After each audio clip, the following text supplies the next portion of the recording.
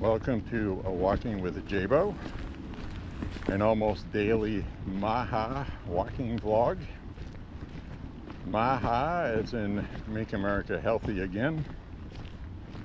And we are going to walk about 5 miles tonight. Kind of a basic route. As you can see, it was raining when I left from where I left. And it's not raining now. I'm wearing a raincoat, probably brought it for nothing. It's kind of warm and humid tonight, so I'll probably end up taking it off. We'll see how that goes. No selfie stream tonight.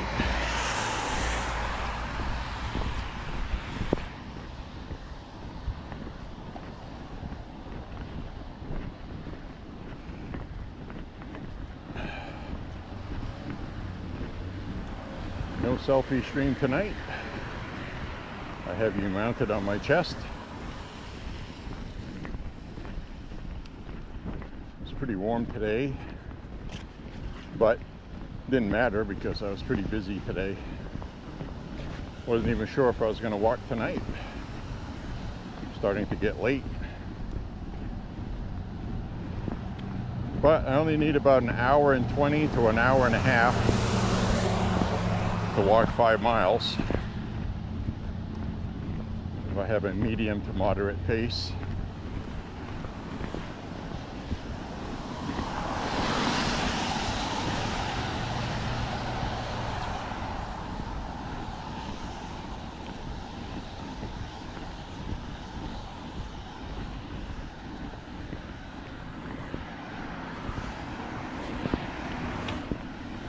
I bought some groceries earlier today, and I noticed that prices are kind of fluctuating. And what I mean by that is, for milk, prices on milk has gone down. What used to be $5.30 a gallon is now $4.69. Some of the lower brand names are $4.29. One store is $3.86. So price of milk has gone down. Price of potatoes is good depending on what you buy. Now I noticed the price of onions went up. Not all onions, just certain ones. And I noticed the same thing with apples.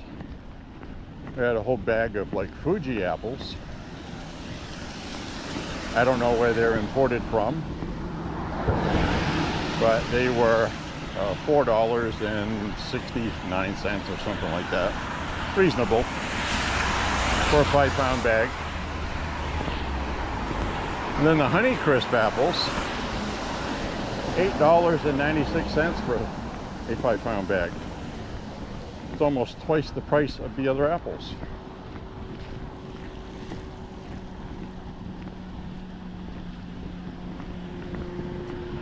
So, you get all kinds of things like that.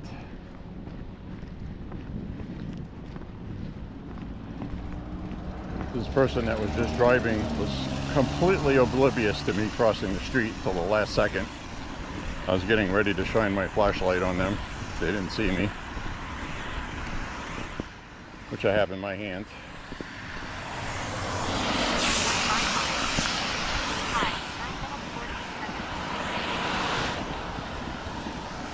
You are going to hear my pocket talking to me tonight, because I'm not wearing my Bluetooth, because the last time I wore my Bluetooth in the rain, it ended up not working properly. I had to take it apart and spray electronics cleaner in it, which did fix it. Got corrosion in the contacts, and it kept turning off by itself.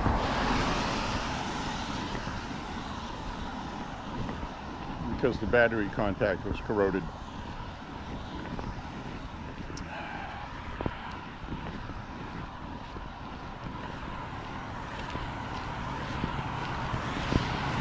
So I'm starting to get warm already.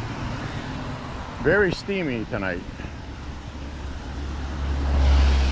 Saw some lightning in the distance and it was raining, so I'm taking my chances. The radar says there's nothing behind what's going by now, but I've seen that movie before, so we'll see what happens with that. So in other news, I want to share something important with you about those damn effing friggin' Epstein files again. Son of a bitch. Well, I watched a video on YouTube with Alan Dershowitz, the Dersh Show. If you're not familiar with Alan Dershowitz, well, you've been in a coma somewhere. Harvard law professor, storied career, expert in law. Testified at Trump's impeachment trial, one of them, on how impeachment was not something they should be doing for what they accused him of, which turned out to be bunk anyway. But anyway, he tried to be an independent attorney and speak on the president's behalf because he felt it was wrong. And he's been in the doghouse ever since. Fast forward a little bit. One of the Epstein victims identified Alan Dershowitz as one of the clients that she had sex with years ago as a minor. Well, they ended up dropping that case, and the woman that was accusing him, turns out that she remembered it wasn't him. She made a mistake. It was a mistaken identity. She looked similar to the guy, but it wasn't him. And also, Alan Dershowitz could have countersued her and taken everything she owns, and he settled for $1, actually less than $1, $0. So she had to pay, legally she had to pay $0 restitution. And he did that just to be nice. He just wanted to make a point that he proved his point that he was innocent. And you can't just go making accusations to somebody if it isn't true. So, with that out of the way, now we fast forward to Jeffrey Epstein needing an attorney for something. Well, Alan Dershowitz is a great defense attorney. And Alan Dershowitz was Epstein's attorney. So, anyway, on his latest broadcast on YouTube, the Dersh Show, he talked about the files, what's in the files, and basically said that because he was defending his client, he had access to everything that he is no longer allowed to discuss or talk about, but he has seen them, and he asserts that there is literally nothing there, and he used the term nothing burger.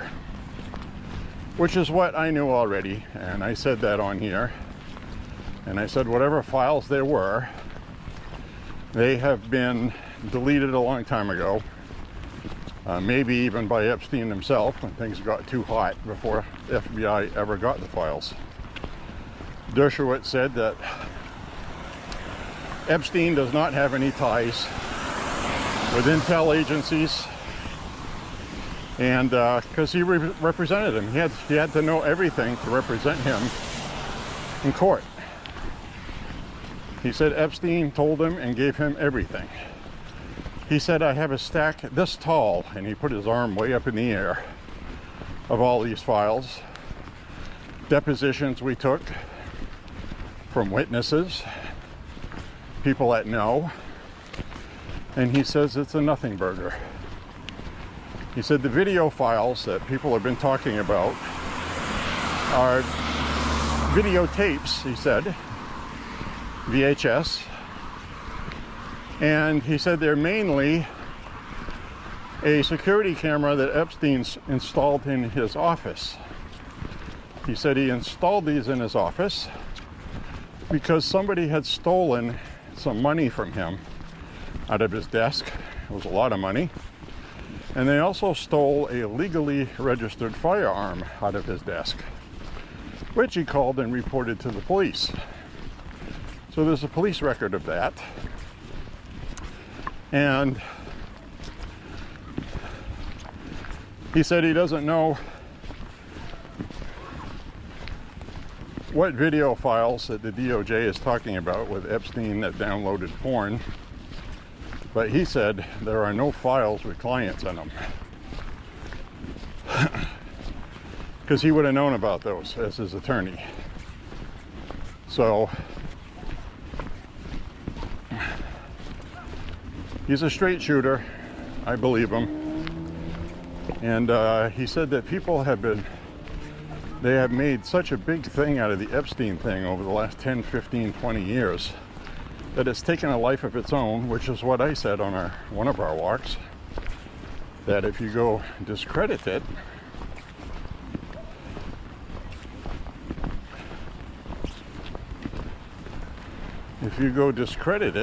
and you take people's internet joy away, well, they're going to be upset about it.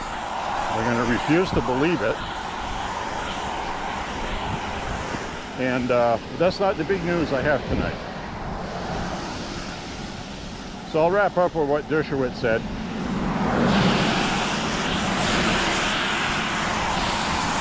Is that these files that people are talking about, and Pam Bondi said it in her press conference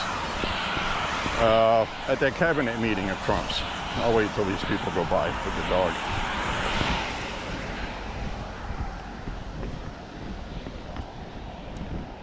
I don't want to spark dog rage.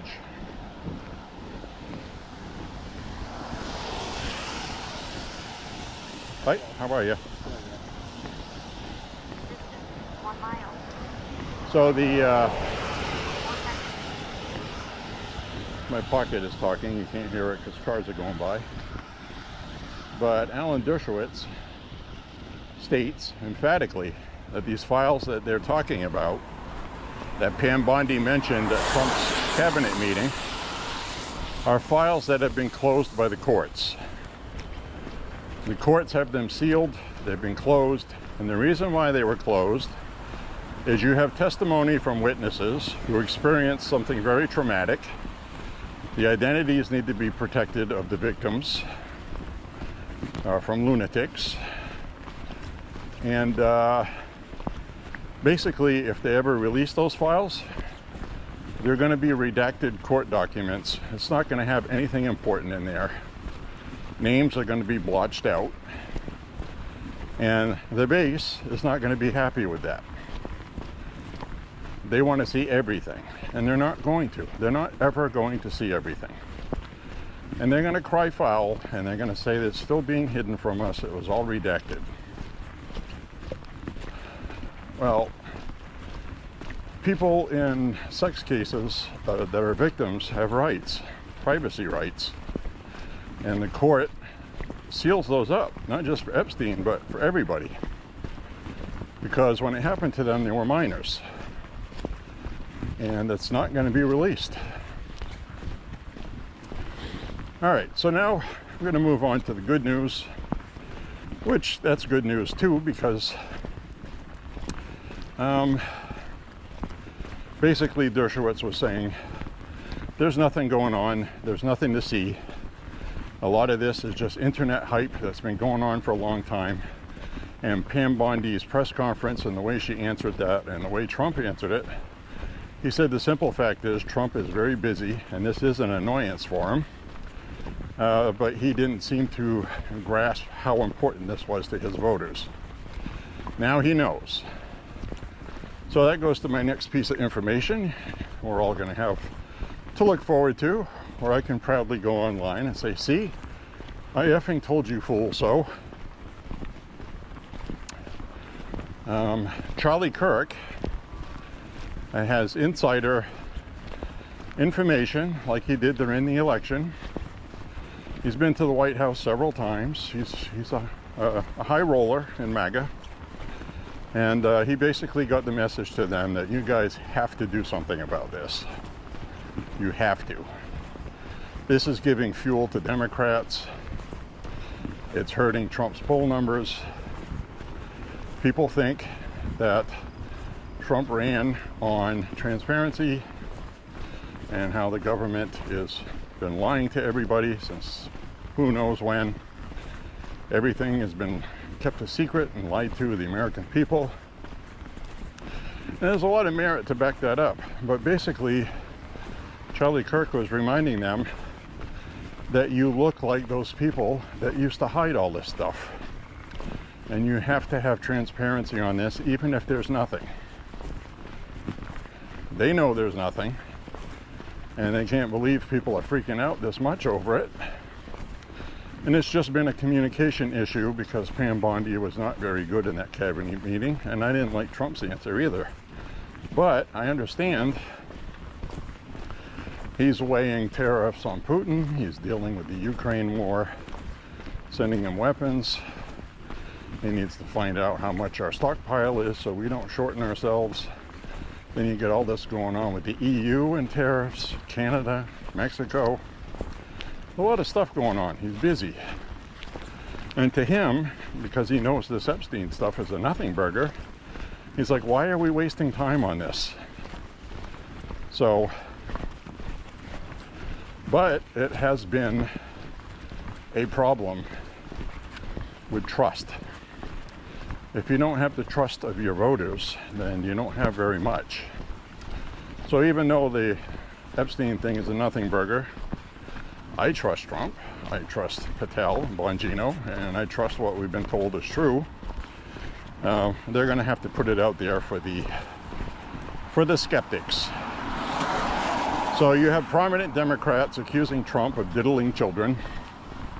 You have CNN talking about the Epstein files now and what's Trump hiding, and so they're going to have to put something out, and it's going to have to be good. Charlie Kirk says they need to have a press conference with Kash Patel, Dan Bongino, Pam Bondi, and the Assistant District Attorney AG, the DOJ AG, Attorney General.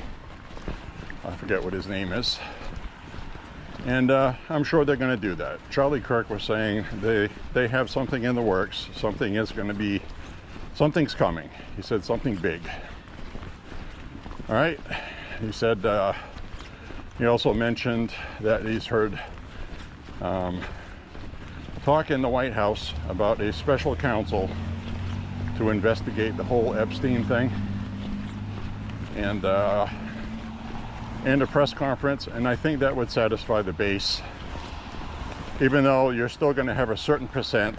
Why didn't you just do this before? You're covering it up.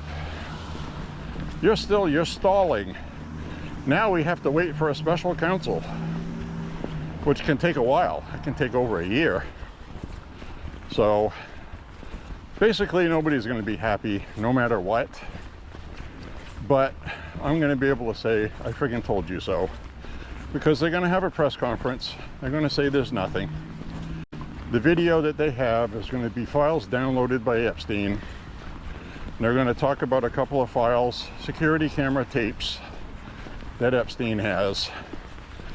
Because he had money stolen or for whatever other reason they mention. And then they're going to take questions, and the people aren't going to like the answers. I know they're not, because they'll be true, and it's not what they want to hear.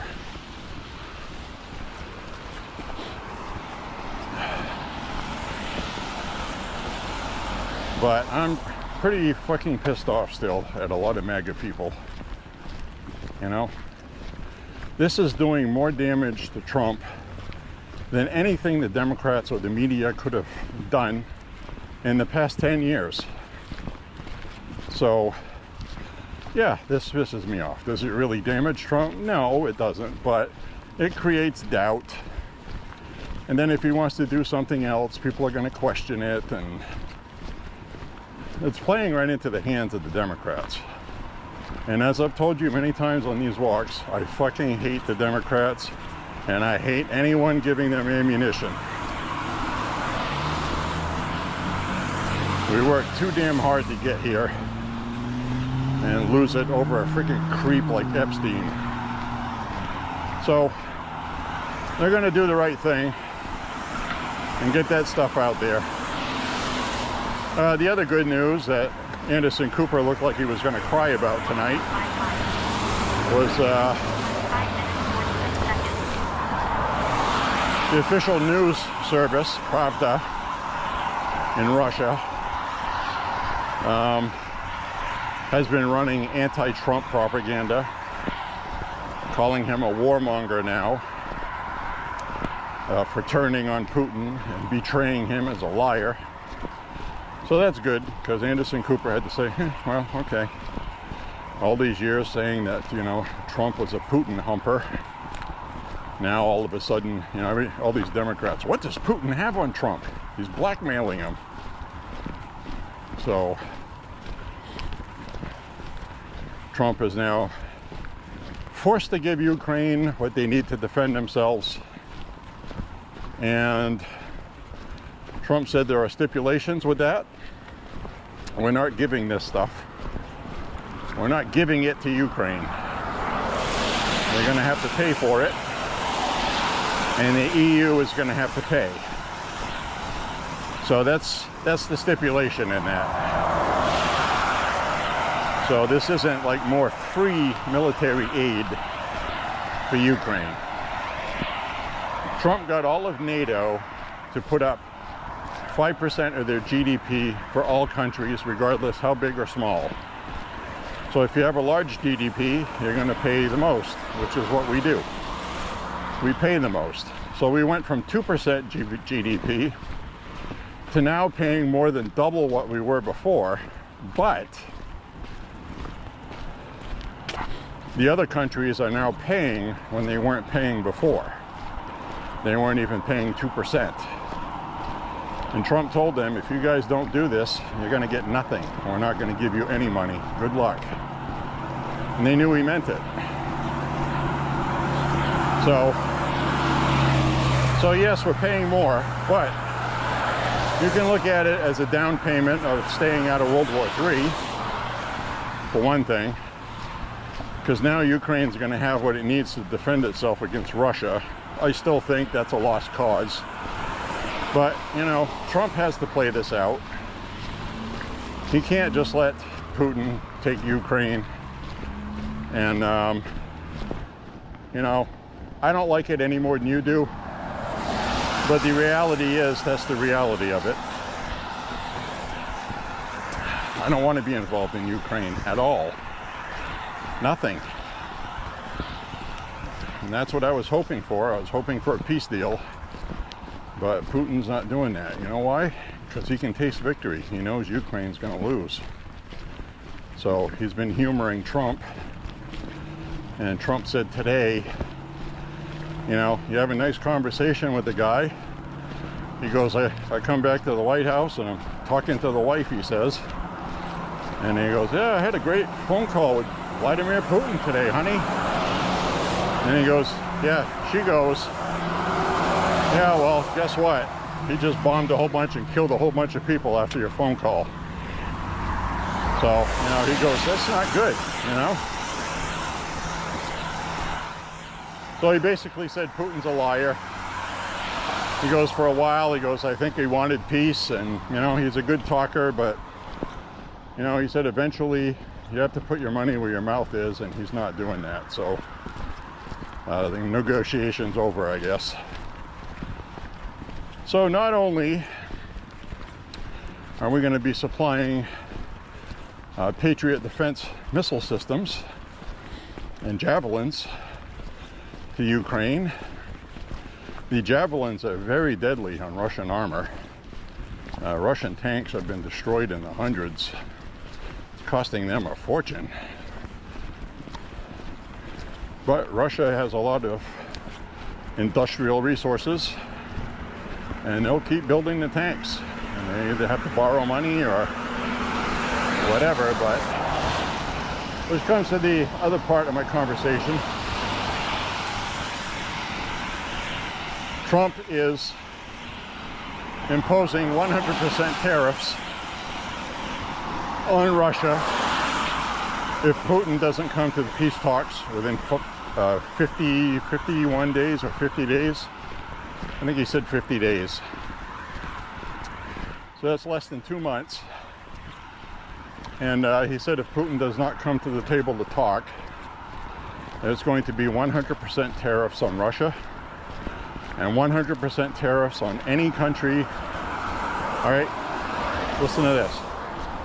Any country that buys energy from Russia, there will be 100% tariffs on with the United States.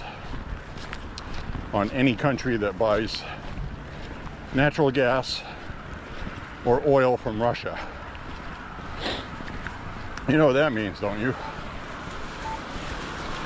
If that were to happen, the cost of energy fuels in Europe, more so than here, but the cost of energy fuels would go through the roof in Europe, and they're going to be seeking someplace else to buy it. And we've already told them that we are going to be producing everything everyone needs, which may actually have to do with Trump giving him 50 days, because we don't quite have our production numbers where we want them yet for energy. Just in case Putin says no, which I'm guessing he will. And so that's what's going on. You know, Trump tried his best to get a peace deal. This is the last chance for Putin to have peace. And the real issue, though, is we need to back it up with Ukraine having weapons, even though Zelensky is a dickhead. Wish we had somebody else to deal with there besides him.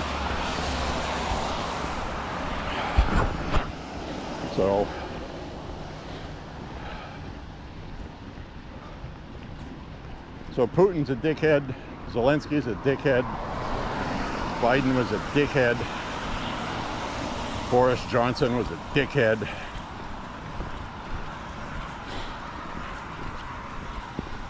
So we'll see what happens, but I'm not getting my hopes up too much. I think the Russian people are going to pay dearly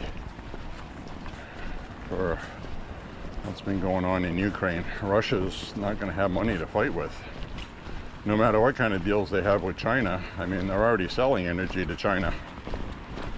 So, and that's a big thing, because when Trump says any country buying energy from Russia is going to get 100% tariff, China right now is in an economic downturn. They're having a difficult time. And they're already panicked over the United States with just the percents that Trump already put on them. So 100% tariff. Basically, Russia's only going to have trade with Iran, mainly for food, grain and stuff, and North Korea. And North Korea is not a rich country either. So times are going to be very tough for Putin if they can't sell stuff to China. And I'm sure they're going to do it illegally. And the United States is going to have to enact 100% tariff on China to send a message, which economically is going to upset the stock market and everything else big time. And that's the problem here. And that's why Trump is more likely to give Ukraine weapons to defend itself. Because if you don't, the consequences economically and trade and everything is devastating to the economy. Everything Trump's trying to do, you know, can go backwards. You know, it's not good. You can get a depression, a global one. So this is very big league stuff, and you have to be careful. And I think Trump's doing a good job. He gets it. Some of his base, again, are going to be screaming about Ukraine. Yeah, I get it. I don't want to give them weapons either. I wish this would just end, but Putin is a tick. He's dug in deep. He's got too much invested in it now, in blood and treasure. He can't just walk away and quit. So that's just the reality of it. Call it pride, call it whatever you want to do. But, you know, that's the reality of what we're living in. I deal with reality. I don't deal with ideologies. We should sit around a campfire with a guitar singing Kumbaya and singing for world peace. Yeah, well, I would fucking love that. I would. But that's not the world we're living in. That's fantasy land. So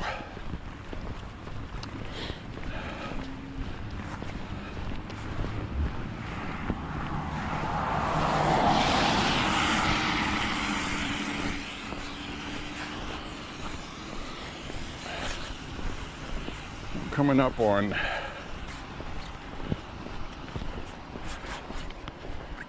2.17 miles.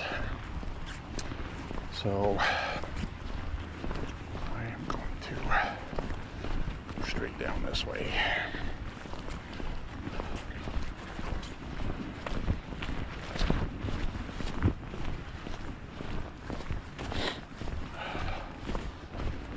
My eyebrows are wet. I'm sweating. Wearing this friggin' raincoat.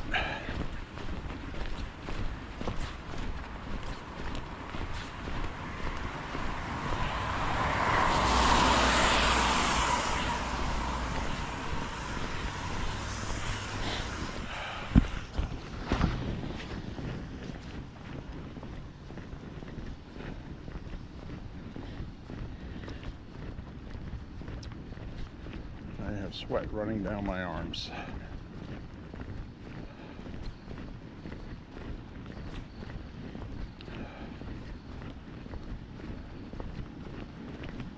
I don't want my hands free. I don't want to carry anything.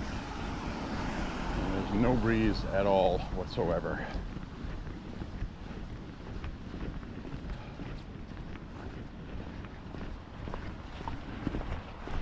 I know it's dark here.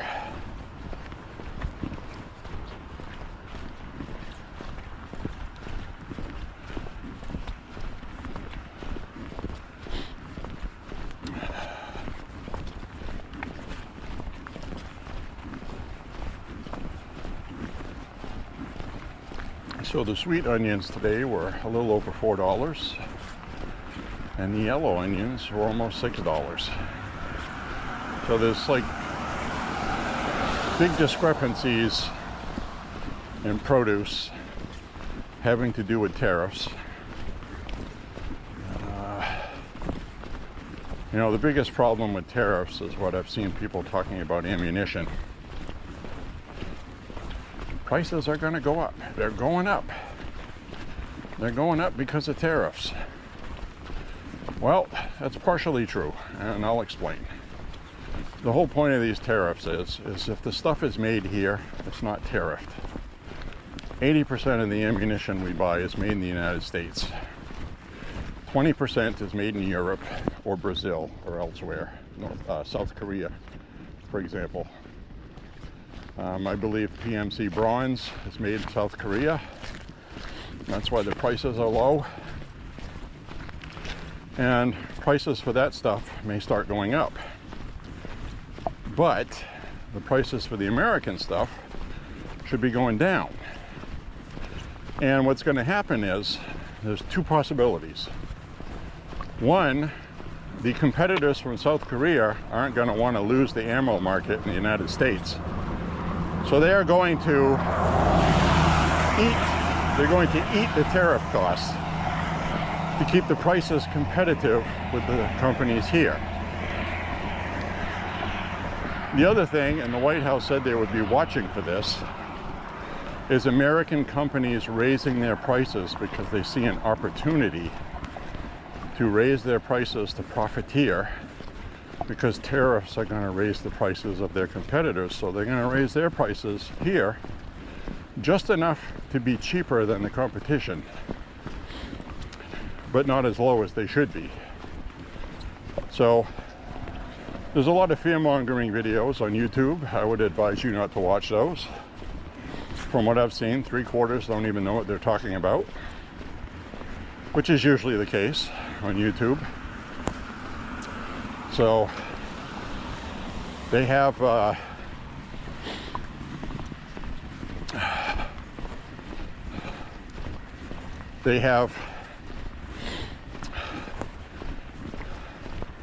and it's not just ammo, it's pretty much anything that's imported.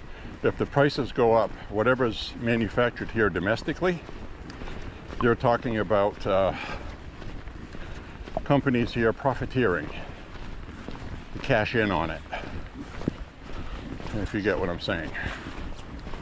So I don't think that's what's going to happen. I think they are going to figure this out, and I don't think the White House is going to let companies get away with that.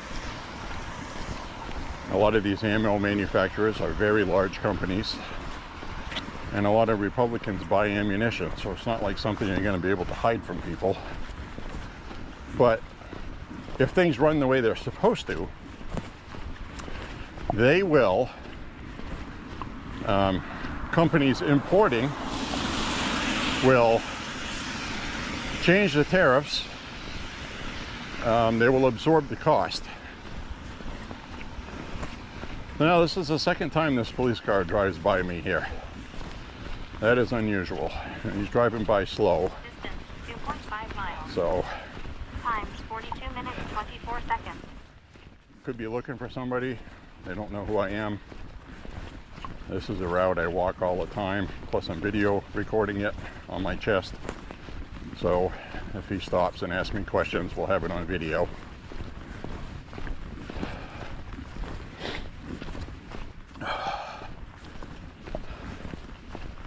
So that's a lot of stuff to mull over and to consider.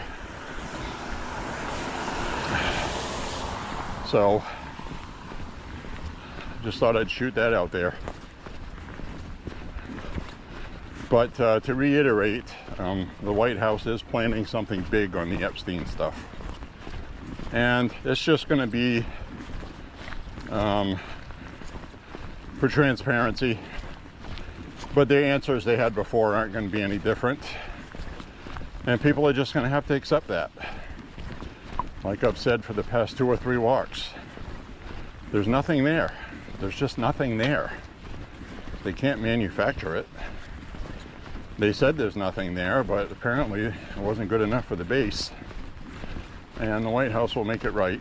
So we got that to look forward to, because the Democrats are starting to use it And it's just for the same reason I said. They don't even care what's in the Epstein files. The point is, there's something dividing Trump's base, and midterms is next year. They've been unable to do anything else to stop Trump. So they figure if they can drive a wedge in between his voters and him, then they'll do that. And a lot of these media companies do this for a living for Democrats. And that's why Axios said there were 4 anonymous sources. There's another police car going by. So there's a lot of anonymous sources, allegedly, that reported to Axios that Bongino was threatening to quit if Pam Bondi wasn't fired. And I'm sure that was a bunch of BS. Absolutely sure of that.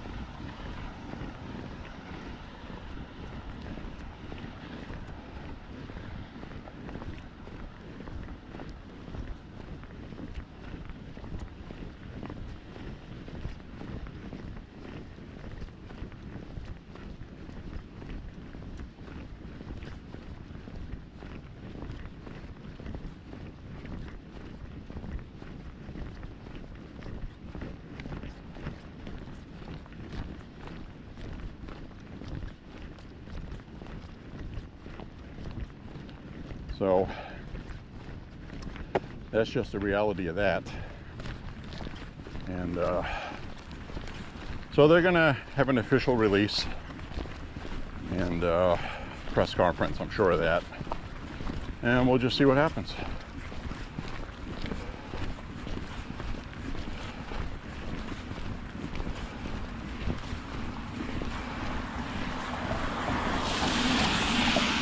Another police car.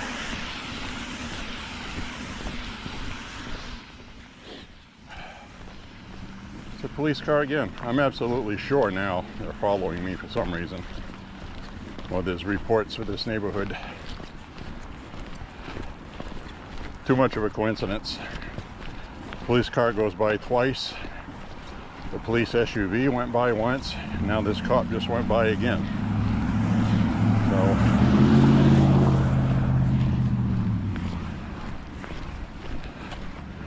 always something interesting.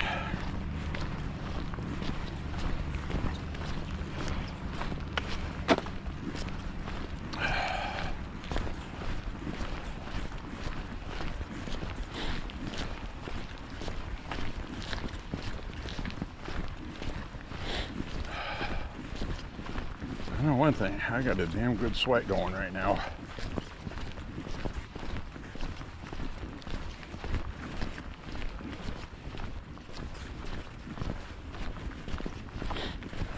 Guarantee you I'm going to see that cop again. They're looking for somebody.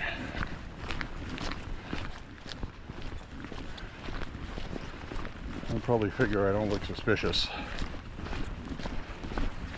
Even though I'm wearing a raincoat. You can see in the shadow here, it's like a trench coat. Goes down past my knees. They're probably thinking a warm night like this, why is he dressed like that?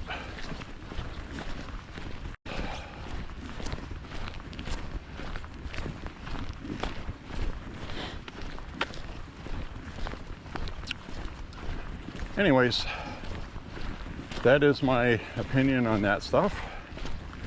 So that's going to be interesting when that's done. I don't know when they're going to do that. But I do know Charlie Kirk is not full of hot air. He is very honest, very accurate, and he has accurate info always.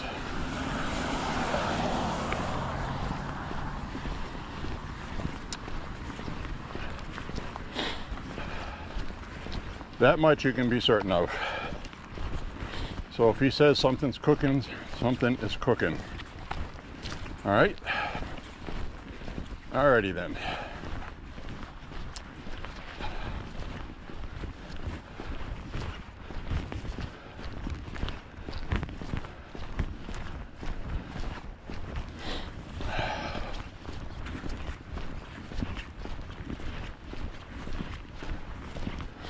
So I hope everybody's having a good week. Today is Monday.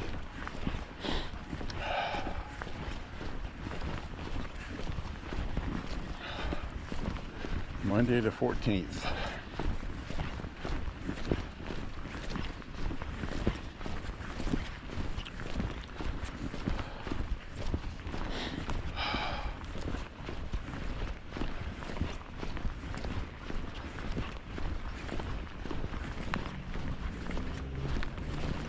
Very interesting times we're living in, my friends.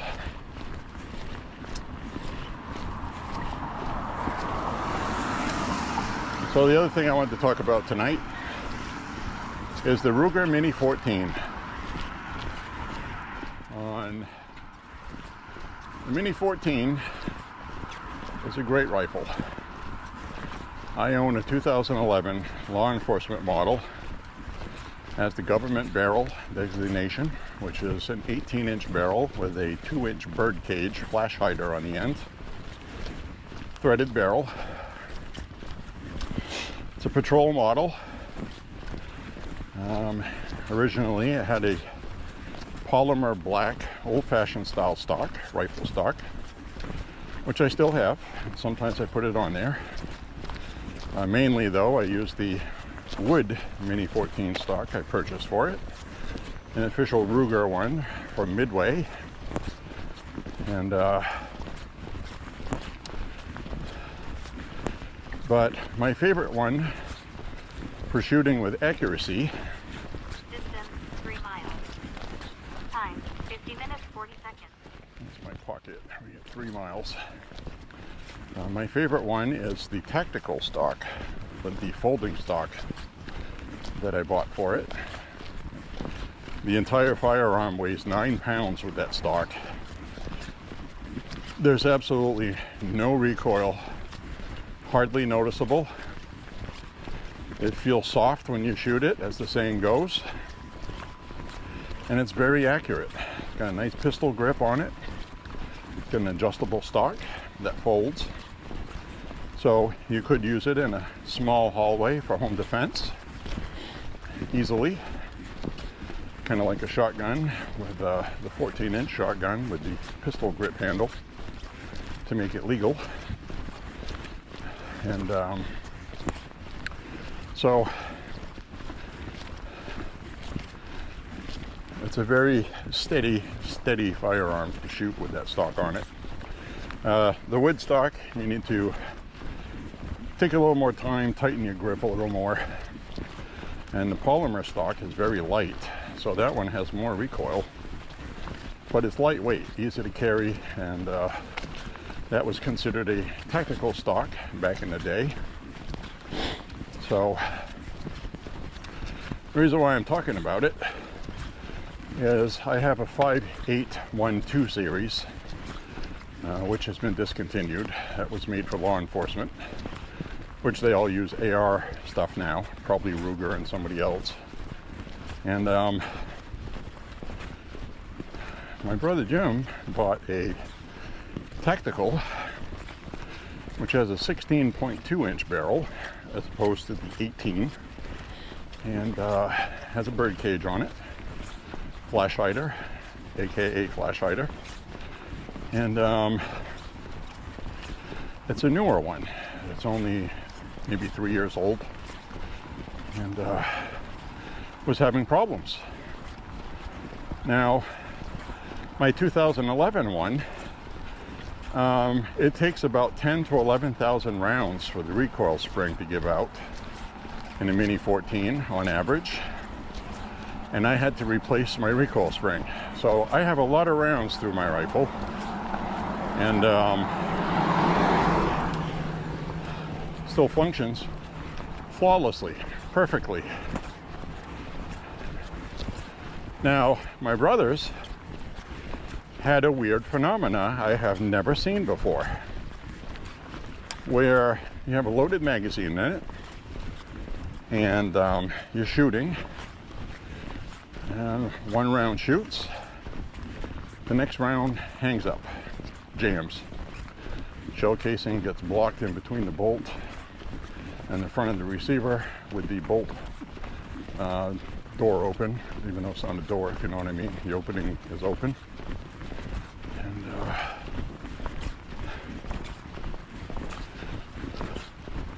so what happens with that is I figured out what was causing it. And I had to go through a process of knowing that mine ran fine. So what I did was I just systematically went through all of the parts, one by one, exchanging them into his rifle until it stopped doing that. So I finally figured out what it was.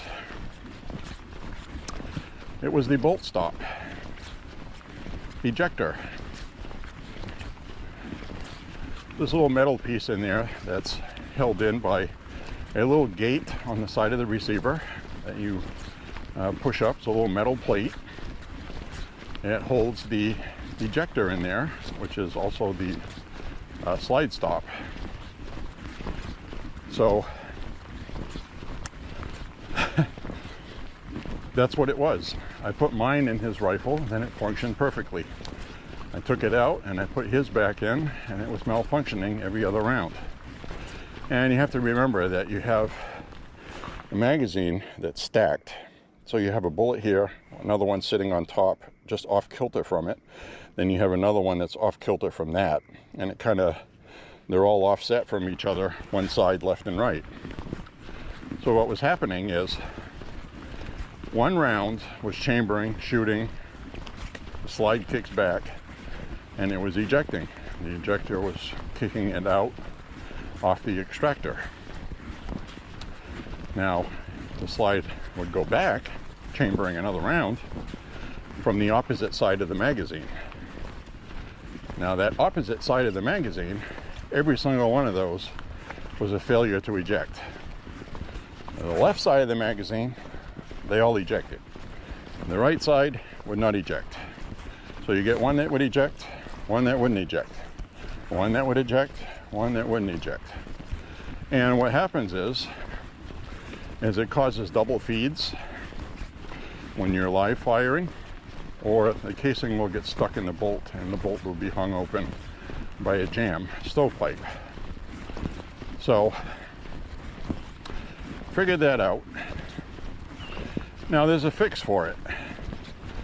Now I made a video for this on how to fix that. It would be very useful for people, but I can't upload it and keep it on YouTube if it's going to be viewed, because that goes as something that goes against monetization. And if I get monetized someday, which I probably won't, that video is going to be one reason why I can't be monetized. It's also I have a video on a Heritage Rough Rider, how to take it apart and replace a part. Many people have thanked me for that video.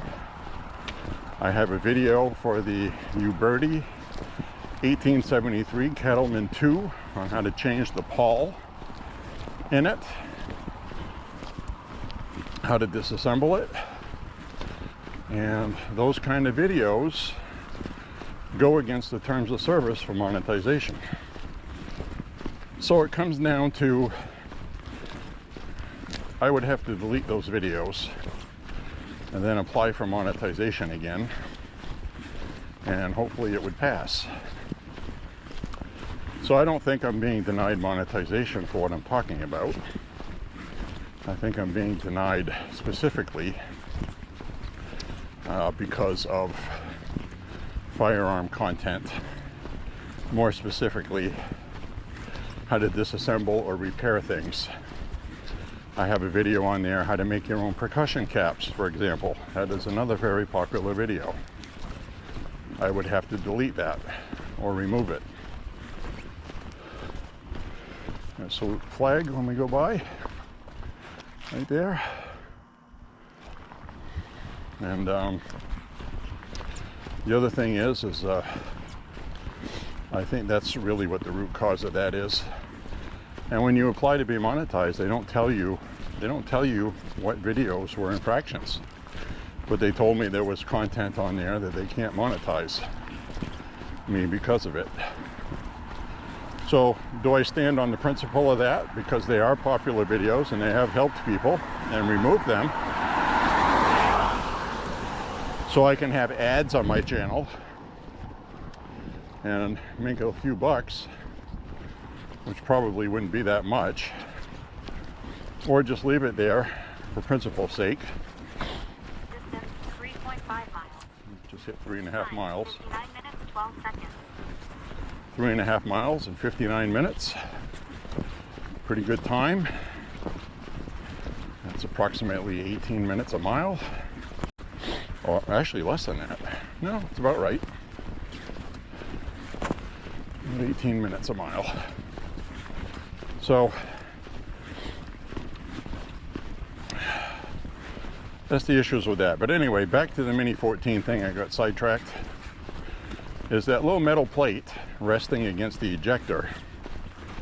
After a while, because of friction from shots going off in the receiver and vibrating that, some of the thickness of the metal wears off. And around, I think it was 2020, Ruger switched over to having the ejector made out of stainless steel, and which is really good for durability and longevity.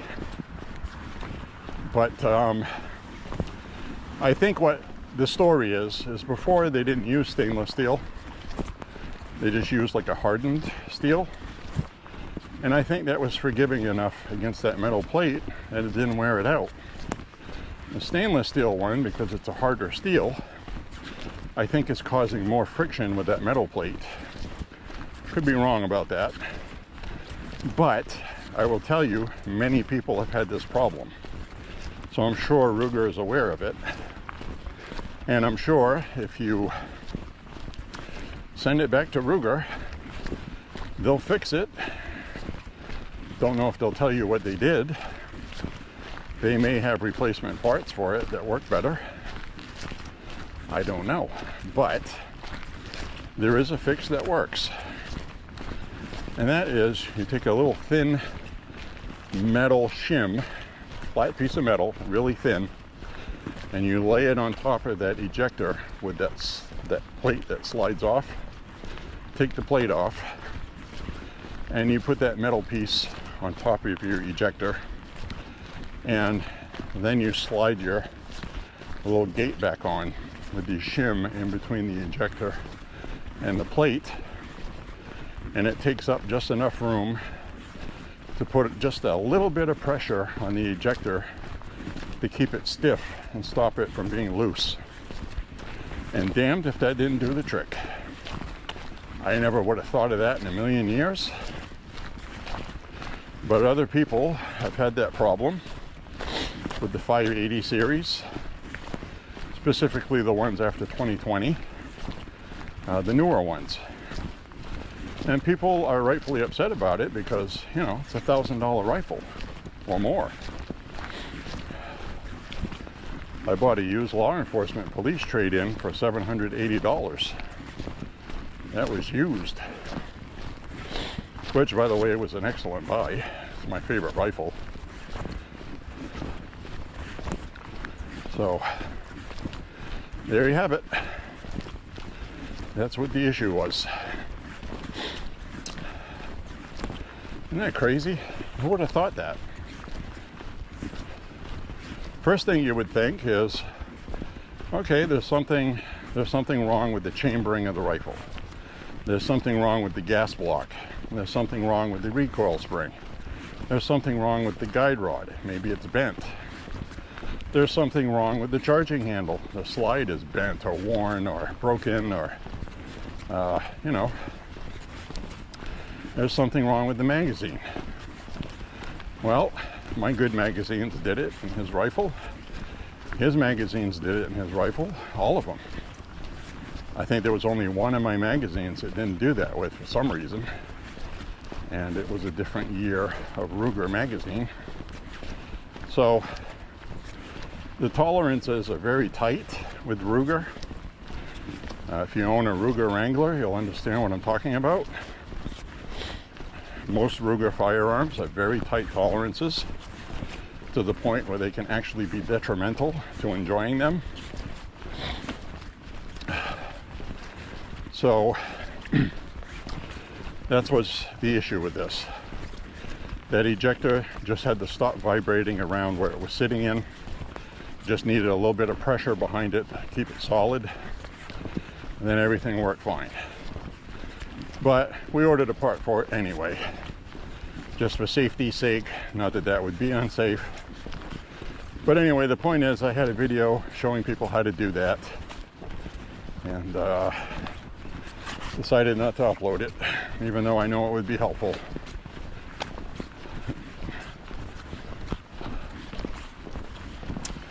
So there's my story on the Ruger Mini-14 this evening. Hope you enjoyed it.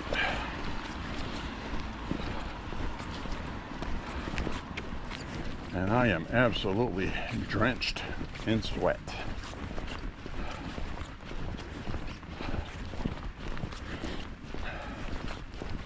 This is like one of those things they used to market in the 80s on late night TV. One of those suits made to make you sweat.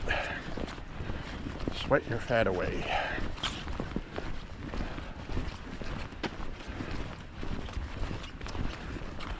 I'm gonna drink a gallon of sparkling water when I get back. That's what I'm gonna do. I mean, look how wet my hands are. That's not rain. That is all sweat running right down my arm. I'm wearing a plastic raincoat with no breeze.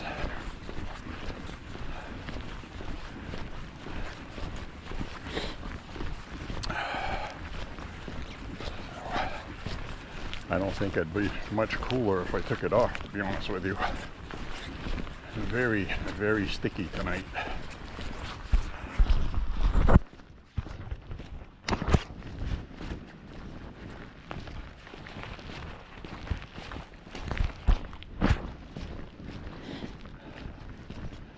So anyway, I hope I shared some good news with y'all.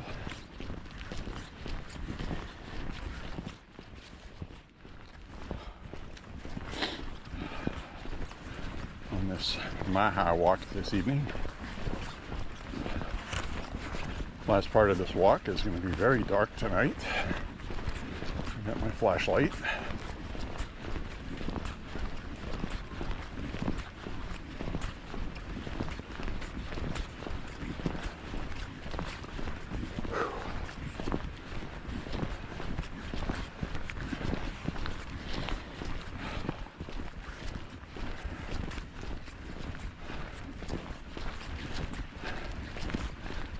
Good workout tonight. Yes, sir.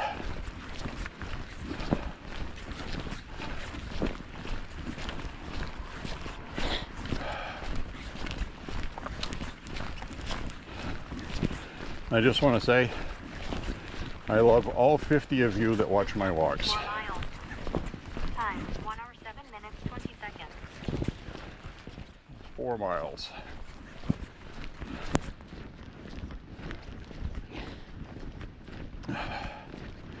So I want to say thank you for the 50 or so that watch my walks, whether regularly or sometimes.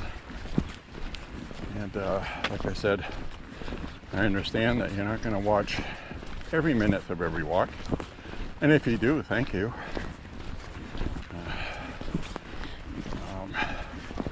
Most people skip ahead, according to my analytics. They'll skip through. Most of the retention is on the first half hour to an hour, which is understandable. My walks might actually be good for if you're in the house doing something and you have me on in the background. You know, maybe you'll be cleaning the house or something like that. Because a lot of the content is discussion, and I could basically do the same thing, talk about this stuff while I'm sitting at a desk with a camera on. I just happen to use the time then I'm walking, and I like to talk, so it kind of works out. Sometimes, though, I don't like to talk. I have 6 walks by themselves in a playlist of just walking, no talking. 6 out of the 250 or whatever it's been walks. So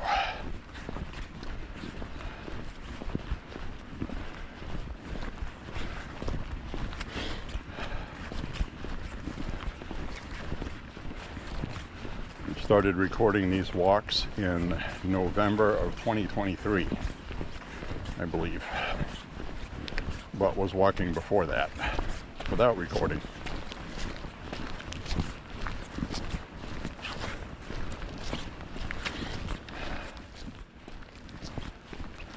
Started walking towards the end of 2020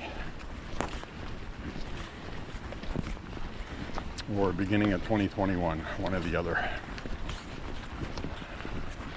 I know there was snow on the ground. I think it was March 2021, possibly.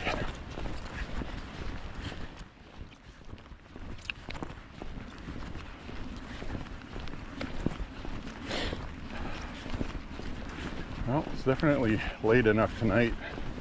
Maybe we'll see some deer tonight or something else.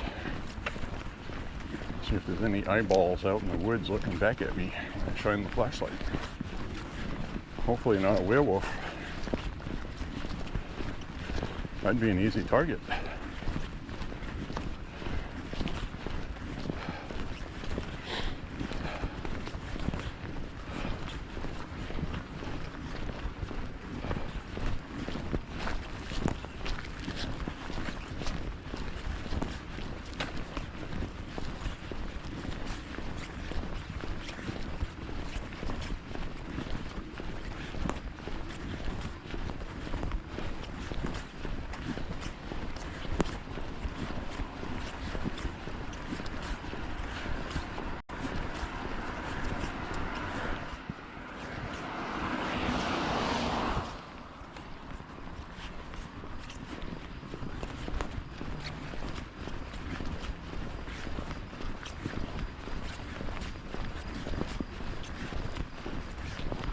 Crickets.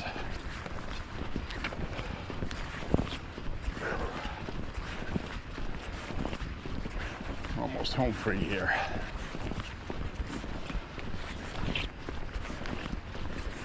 Get up this little hill.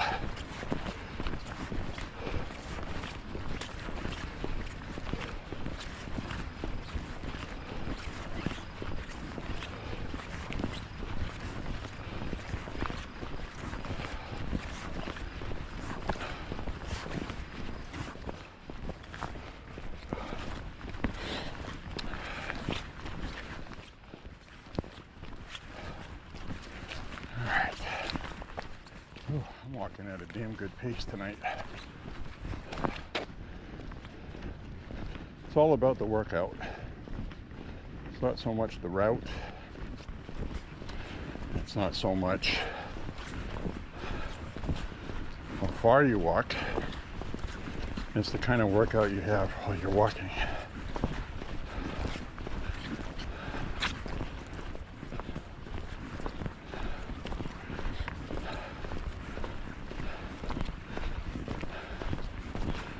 A damn good pace, and it's really nice to walk on a warm, humid night. Just is. The juices are flowing, getting in a good rhythm, and I also like having the camera mounted on my chest instead of carrying a selfie stick.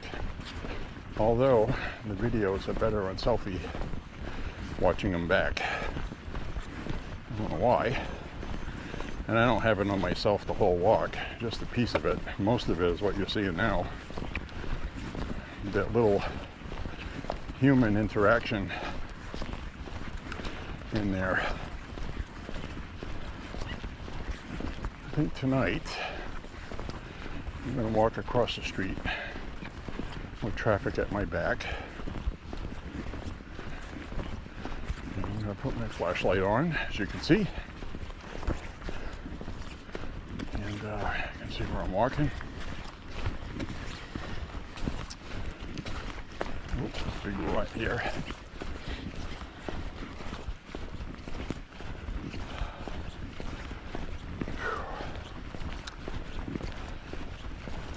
See, it doesn't feel dangerous walking here tonight. It's so quiet, I can hear any car coming behind me. I can hear any coming. I'm not hearing anything.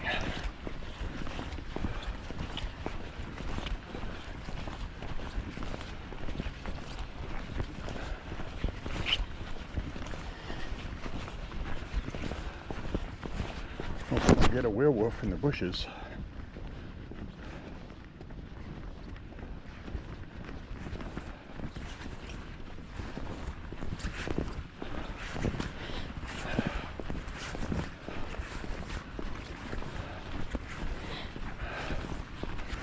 Whew. Oh man, my little heart is pumping. Big league.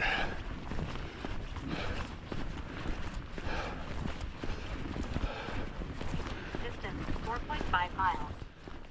Time 1 hour 15 minutes 20 seconds. 4.5 miles, 1 hour and 15 minutes.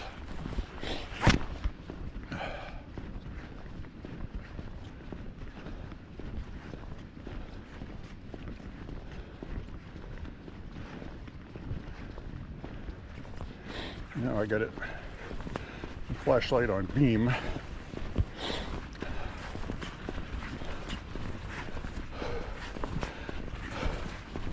I see my breath. Ooh, this hill got me working.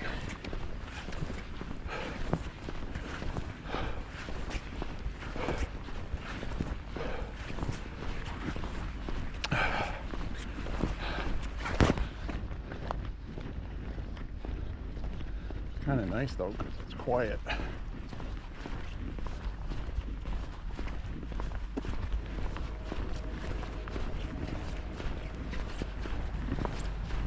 There's a car. I hear a train in the background.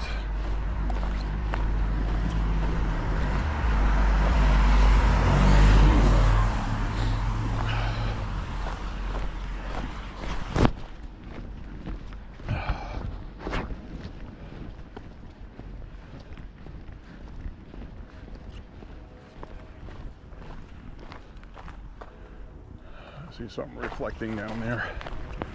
Doesn't look like deer though.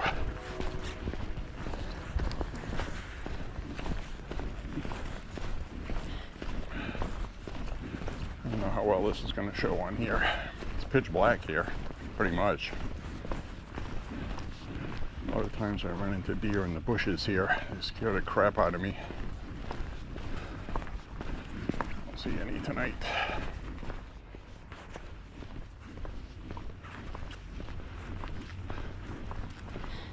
See any eyeballs.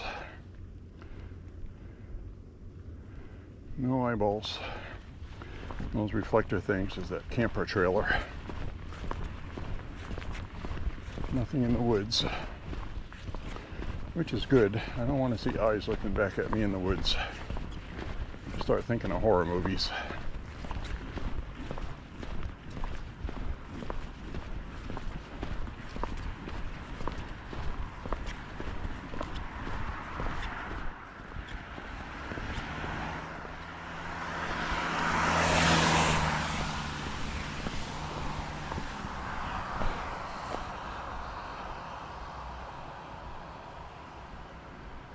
Nope, not a deer in sight. How about that? Car coming behind me, so I'll come off the road here.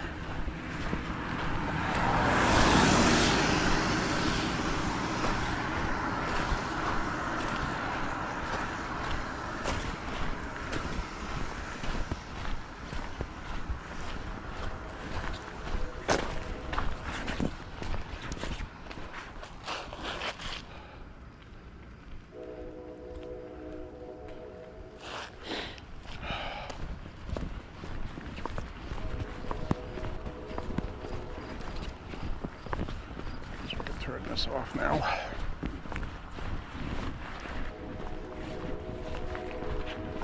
Late night train.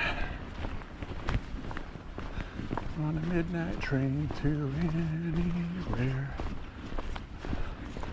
Street lights, people.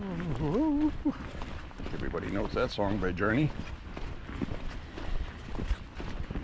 Down, down, down, down, down, down, down, down, down, down.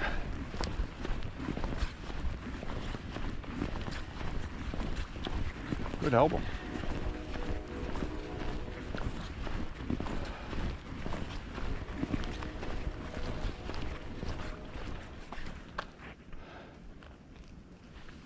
Wow, I can hear everything. You can hear the water dripping off the leaves. Trains. It's like extremely quiet.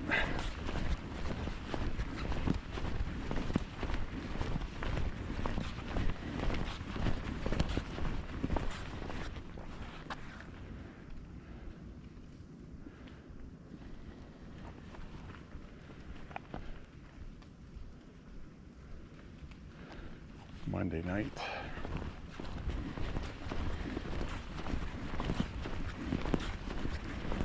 Monday night. And it's dead quiet.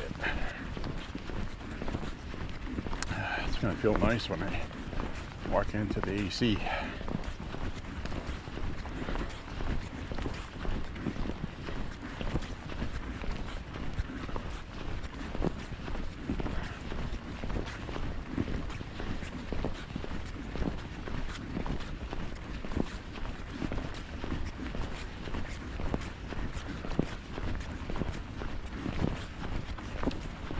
So the last thing I'm going to talk about, winding up this walk, is there's a serial killer in New England. Really starting to look like it. There was a 40-year-old woman, 41, Sunshine Stewart, in Maine here on a lake. And on the lake there's an island. And a lot of people canoe out there. She paddle boarded out there, and they found her dead on that island. And then the police ruled it a homicide after the forensic examination. It was ruled she was murdered, and they haven't released details on how she was killed or much other details. And I think they're doing that because they don't want to tip off the killer what they know.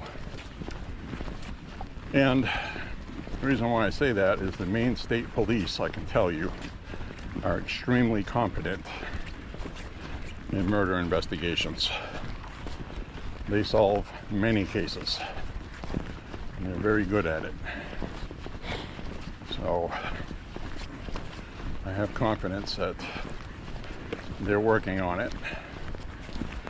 But what I'm saying is, Massachusetts, Connecticut, Rhode Island, Maryland, there have been women that have turned up dead not far from bodies of water, either lakes or on the ocean near the beach. So how much of a coincidence can it be that 11 women remains have been found? 11.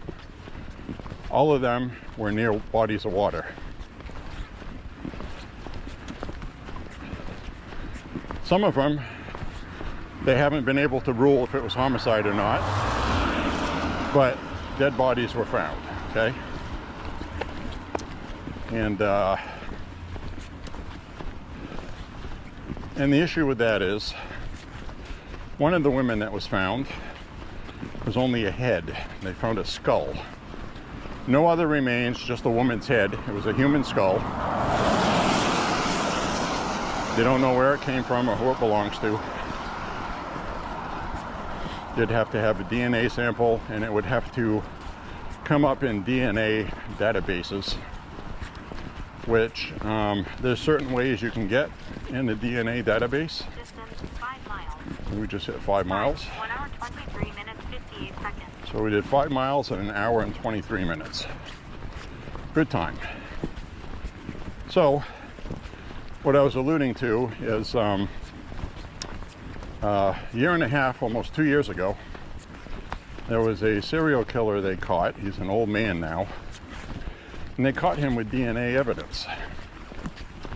He had a long history of doing this. He went to Germany, and when he was 18 years old, he got arrested for murder and raping a girl. And they sent him to prison. But in Germany at the time of the crime, he was a minor. So he got kind of a juvenile punishment, and after a few years, they let him out.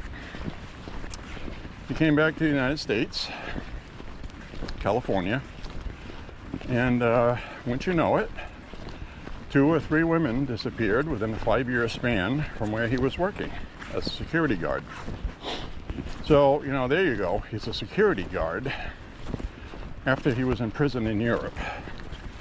He obviously wanted that authority to say, hey, I'm the security here. What are you doing here? To trap his victims, which is what he did. So, long story short, a woman that was killed in 1971 or 2, they had DNA from her, and they put it in a DNA database, which is the point I'm getting to.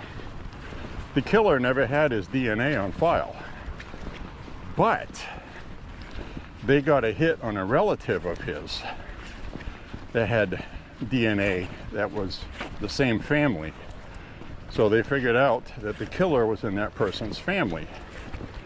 Then they kept doing investigative work, and they finally trapped him, arrested him, brought him in, questioned him, and because he was an old man, he started slipping with his information, and he actually revealed another missing girl that he shouldn't have known about, but he did. The officer knew about it. And right after the guy said it, he goes, so, no, never mind, it's something else. So he kept talking too much. Because that's what these guys do. They think they can outsmart the police, and they're all arrogant. They've gotten away with it for decades. You know, these murders happened a long time ago. And these girls were all strangled after being raped. So this guy got off on that. Probably got off, literally, physically, got off while he was strangling them. You know, sick people. So it's one of those things where they have technology now, and I'm fully confident these dead bodies in New England are going to turn up who the killers are eventually. Killer. Seemingly they were all women around the same age group. Not the best looking, but not ugly either. Just might be opportune kind of things. A couple of them were prostitutes, a couple of them weren't. So there's no real pattern, and there's really nothing that says that there is a serial killer yet. But it looks pretty suspicious when you throw in the fact that they were all of them, found near bodies of water or a beach. There's something to that. There has to be. And this one that was killed in Maine had been paddleboarding to an island on a lake. So this guy may be frequenting campgrounds, lakes, hiking trails. 2 of the women were found off hiking trails, one in Massachusetts and one in Connecticut. So I really think that's what it's going to be. I really do. Just my opinion. So I'm going to take the camera off and say goodbye to you guys. Unscrew this. My hands are wet and slippery. I'm going to drop the camera. I am absolutely drenched in sweat. Big bit of film on the camera. There we go. All right, my friends. I just wanted to say hi. And you can see I'm wearing a raincoat, a long coat. I wanted to say thank you for walking with me. Click like and subscribe. Share the content. I gotta get in some light here so you can see me.